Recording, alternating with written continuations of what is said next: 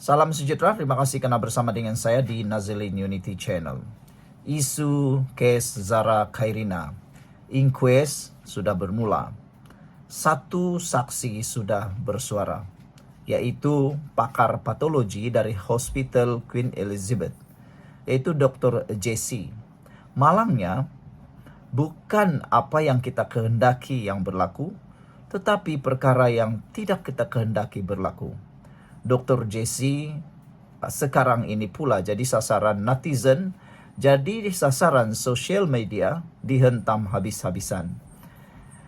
Terfikirlah pula kita benci bully, tapi berapa ramai orang sekarang yang sedang membuli Dr. JC. Tahukah Anda bahwa perbuatan itu juga bully? Dan tahukah Anda statistik menunjukkan ramai orang bunuh diri, ramai orang kemurungan, ramai orang yang hilang keyakinan diri kerana gara-gara bully cyber. Menurut statistik juga, bully paling besar di dunia sekarang bukan bully yang fizikal, tetapi bully media sosial. Dr. JC telah pun dibuli habis-habisan. Walaupun Dr. JC hanya menyampaikan dapatan ataupun maklumat yang sepatutnya beliau beritahu. Itu saja. Apa yang dia cakap berdasarkan apa yang dia buat. Namun, apa yang berlaku, netizen pula berusaha untuk mahu dengar apa yang mereka mahu dengar, bukan apa yang sepatutnya mereka mahu dengar. Kita berjuang untuk justice for Zara, tetapi janganlah pula terikut-ikut emosi. Hari ini akhirnya anak murid kepada Dr. JC tampil ceritakan segala-galanya. Beliau tidak berpuas hati kerana Dr. JC merupakan guru beliau yang cukup luar biasa. Dia kenal siapa Dr. JC. Kebanyakan netizen yang sedang menghantam habis-habisan Dr. JC bukan kenal dan tahu pun siapa Dr. JC tersebut. Jadi sebab itu, saya bacakan kepada Anda semua siapa Dr. JC yang sebenar-benarnya melalui pendedahan anak murid beliau ini. Kenapa hina guru saya? Doktor kesal, kredibiliti pakar patologi dipertikai. Sebelum saya teruskan ulasan ini, jangan lupa tinggalkan komen Anda dengan tanda pagar kami benci bully. Izinkan dulu saya perkenalkan kepada Anda semua, ini terapi imun Transfer Factor for Life. Terapi imun yang meningkatkan daya imun badan kita sehingga 400%. Secara umum dan ringkasnya, apabila imun badan kita lemah, apabila imun badan kita bodoh, apabila imun badan kita tidak lagi bertindak seimbang, kita kena penyakit dan sukar sembuh daripada penyakit.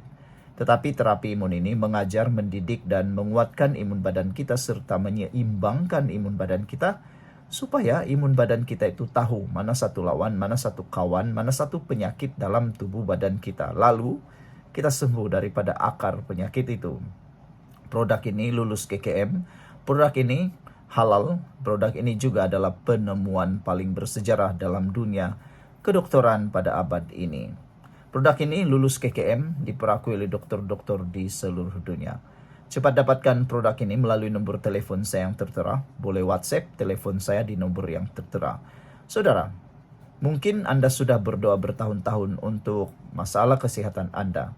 Dan mungkin ini adalah jawaban kepada doa Anda selama ini. Kenapa hina guru saya? Doktor kesal, kredibiliti pakar patologi dipertikai.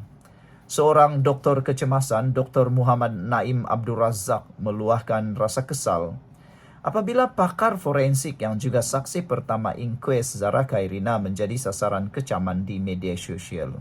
Menurut beliau, hatinya benar-benar terluka apabila seorang kenalan yang dianggapnya sebagai seorang guru dihina dengan gelaran biadab. Saya tidak akan sesekali menerima jika guru saya dihina dengan panggilan seperti pantat loji. Guru saya seorang pakar forensik hebat yang mempunyai lebih 30 tahun pengalaman dalam bidang perubatan forensik, termasuk 27 tahun sebagai pakar. Dialah orang yang membangunkan jabatan forensik di Sabah. Dahulu beliau berseorangan menjelajah seluruh Sabah untuk melakukan bedah siasat mayat dalam kes jenayah atau berprofil tinggi. Katanya menerusi hantaran panjang yang dimuat naik di Facebook. Kata Dr. Muhammad Naim, majoriti pakar forensik dan pegawai perubatan forensik di Sabah merupakan anak didik pakar terbabit termasuk dirinya sendiri. Beliau mengajar saya kepentingan autopsi dalam mencari keadilan untuk si mati, mendidik saya kekal rendah hati, dan melatih cara memberi keterangan di mahkamah, ujarnya. Beliau turut menggambarkan gurunya itu sebagai seorang yang berakhlak mulia, tidak meninggikan suara, tidak cerewet, dan sangat menghormati urusan jenazah Islam, meskipun bukan beragama Islam. Kadang-kadang saya terserempak beliau membeli bunga lewat malam di Pick and Pay untuk disedekahkan. Beliau juga sering membelanja kami. Beliau sangat sensitif dengan urusan jenazah Islam dan akan berusaha sedaya upaya memudahkan urusan terakhir. Malah di jabatan yang diterajuinya, bedah siasat kadangkala dilakukan pada waktu malam agar jenazah Muslim dapat segera dikebumikan. Kata beliau, saya sendiri tidak mampu melakukannya seperti beliau. Beliau juga peka dengan keperluan staf Muslim. Daripada waktu solat sehinggalah soal makanan halal, kata Dr. Muhammad Naim lagi. Katanya, beliau juga terinspirasi dengan kerendahan hati pakar tersebut sehingga pernah menulis novel fiction forensik kerana terlalu mengagumi disiplin berkenan. Beliau turut menegaskan bahawa perjuangan mencari kebenaran tidak sepatutnya dijadikan alasan untuk menghina individu tidak bersalah. Apatah lagi tokoh yang telah banyak menyumbang kepada bidang forensik negara. Kata Dr. Naim lagi, maaflah, saya lebih rela kehilangan seorang kawan daripada melihat guru yang saya cintai dihina dan dimaki, sebegini tulisnya. Saudara, di media sosial sekarang pula sibuk berperang sesama sendiri, netizen. Ada kini yang memperjuangkan keadilan, ada juga yang memperjuangkan emosi, ada juga yang memperjuangkan entah separuh kerat. Saranan saya ialah, kalau ingin mahu tahu segala-galanya tentang isu ini, jangan baca sekerat-sekerat, baca keseluruhan apa yang berlaku. Kita perjuangkan keadilan Zahra Khairina, kita perjuangkan semuanya yang perlu diperjuangkan, tapi kita juga harus membaca, melihat fakta secara keseluruhan. Kita berharap siapa yang melakukan kesalahan dihukum, dan orang yang tidak melakukan kesalahan jangan pula dihukum.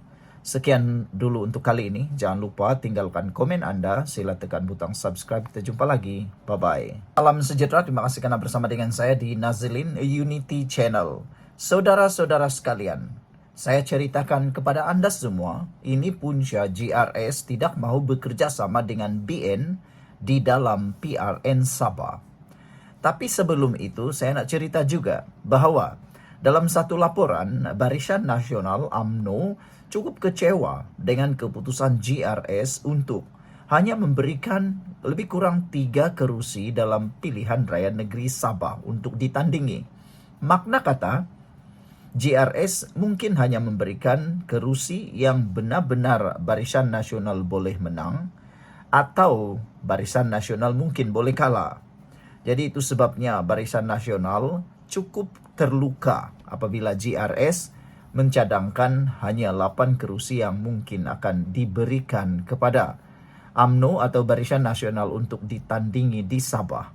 Bayangkanlah, buat apa nak tanding kalau 8 saja, kata netizen. Tapi ini pula jawapan GRS mengapa mereka tidak mau bekerja sama dengan BN. Jadi, kalau BN sudah beri jawapan mereka terluka kerana 8 kerusi sahaja yang diberi, GRS pula buka cerita kenapa tidak mau bekerja sama dengan BN di dalam PRN Sabah. Keunikan politik Sabah dan amalan demokrasi di negeri tersebut adalah punca. Gabungan Rakyat Sabah atau GRS tidak mahu bekerja sama dengan Barisan Nasional.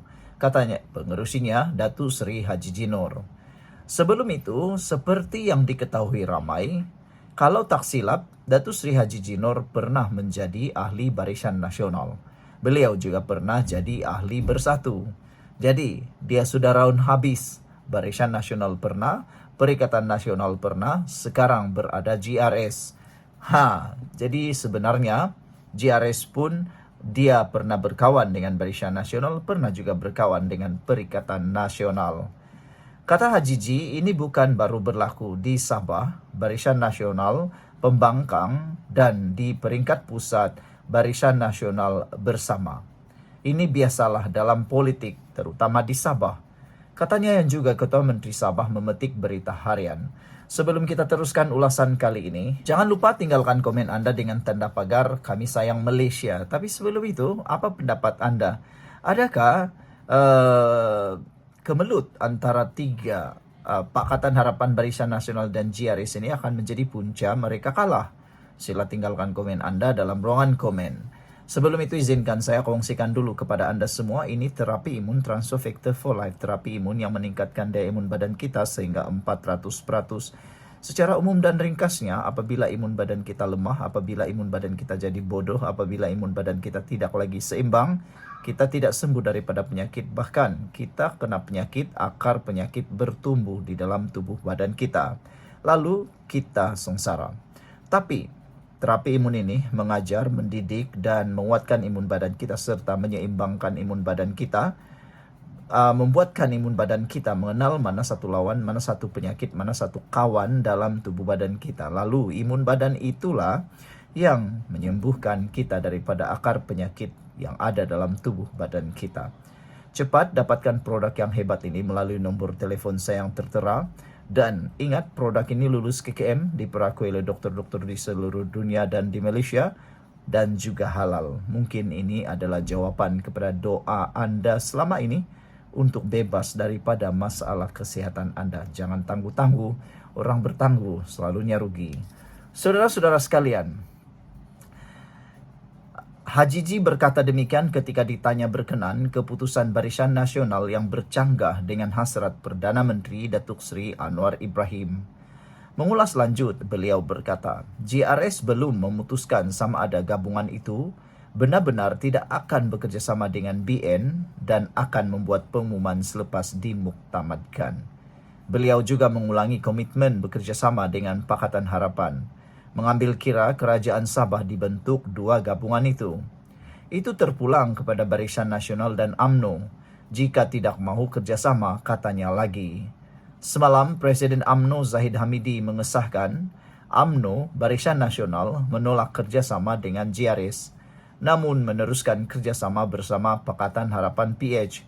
Anwar masih mahu Barisan Nasional, GRS dan Pakatan Harapan bekerjasama dalam pilihan raya negeri Sabah.